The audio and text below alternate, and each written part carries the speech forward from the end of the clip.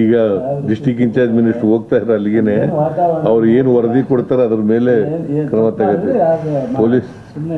ಪೊಲೀಸ್ನವರು ಇಲ್ಲಿವರೆಗೆ ನನಗಿರೋ ಮಾಹಿತಿ ಪ್ರಕಾರ ತಪ್ಪುಗಳು ಮಾಡಿಲ್ಲ, ಕಾನೂನು ರೀತಿಯಾಗಿ ನಡ್ಕೊಂಡಿದ್ದಾರೆ.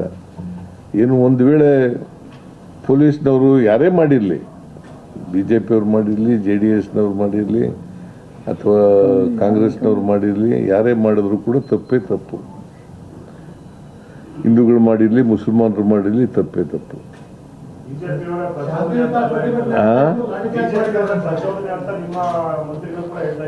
ಏನ ಪ್ರಚೋದನೆ ಇದೆ ಕೋಮು ಗಲಾಟೆಯಲ್ಲಿ.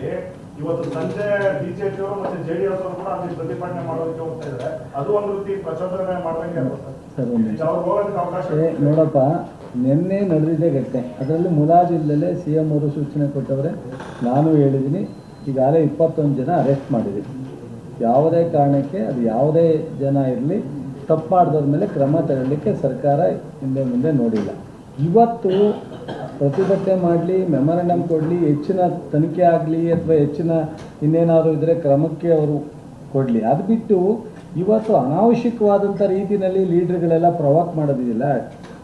ನಿನ್ನೆ ನಡೆದಿರ್ತಕ್ಕಂಥ ಇನ್ಸಿಡೆಂಟ್ ಮೇಲೆ ಜಿಲ್ಲಾಡಳಿತ, ಇಲಾಖೆ ಮತ್ತು ಸರ್ಕಾರ ಎಲ್ಲ ರೀತಿಯಲ್ಲಿ ಕ್ರಮ ತಗೊಳ್ಳಿಕ್ಕೆ ಮುಂದಾಗಿದೆ. ಇವತ್ತು ಅನಾವಶ್ಯಕವಾಗಿ ಪ್ರತಿಭಟನೆ ಮಾಡ್ತಾ ಇದೆಯಲ್ಲ, ಅದು ಪ್ರಚೋದನೆ ಇಲ್ಲದೆ ಇನ್ನೇನು ಹೇಳಕ್ಕೆ. ಒಂದು ಮೆಮೊರಂಡಮ್ ಕೊಡಲಿ, ತೊಂದರೆ ಇಲ್ಲ, ಬೇಡ ಅಂತ ಹೇಳಲ್ಲ. ಅಥವಾ ಇಲ್ಲ ಜಿಲ್ಲಾ ಆಡಳಿತಕ್ಕೆ ಫೋನ್ ಮಾಡಿ ಅಶೋಕರಾಗಲಿ ಇನ್ನೊಬ್ಬರಾಗಲಿ ಈ ಥರ ನಡೆದಿದೆ, ಕ್ರಮ ತಗೊಳ್ಳಿ, ಎನ್ಕ್ವೈರಿ ಮಾಡಿ ಅಂತ ಹೇಳಿ, ಅದಕ್ಕೆ ತಪ್ಪು ಅಂತ ಹೇಳಲ್ಲ. ಬಟ್ ಅದನ್ನೇ ಒಂದು ಬೇರೆ ರೀತಿಯಲ್ಲಿ ಅವ್ರು ಕ್ರಿಯೇಟ್ ಮಾಡೋದು. ನೋಡಪ್ಪ, BJP ಅವರು ಇದಾರಲ್ಲ, ಪ್ರಚೋದನೆ ಮಾಡೋದ್ರಲ್ಲಿ ನಿಸ್ಸೀಮರು, ನೆಮ್ಮದಿ ಹಾಳು ಮಾಡೋದ್ರಲ್ಲಿ ನಿಸ್ಸೀಮರು. ಇಂಥದ್ದೇ ಈಗ ಅನಗತ್ಯವಾಗಿ ಗುಂಪು ಸೇರೋದು, ಗಲಾಟೆ ಮಾಡೋದು, ಇದನ್ನ ಮಾಡಿಸು ಹಿಂದ್ಗಡೆ ಇರ್ತಕ್ಕಂಥವ್ರು ಯಾರೇ ಆದರೂ ಕೂಡ ಇವ್ರ ಮೇಲೆ ಕಠಿಣವಾದಂಥ ಕ್ರಮ ತಗೊಳ್ತೀವಿ.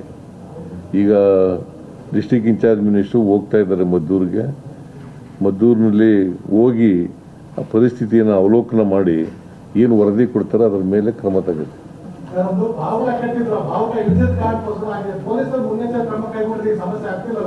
ಯಾವುದು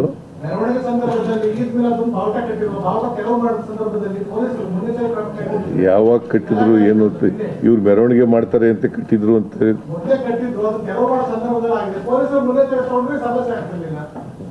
ಏನಿಲ್ಲ. ನೋಡೋಣ, ವರದಿ ಪೂರ್ಣ ವರದಿ ಬಂದ ಮೇಲೆ ತೀರ್ಮಾನ ಮಾಡ್ತೀವಿ.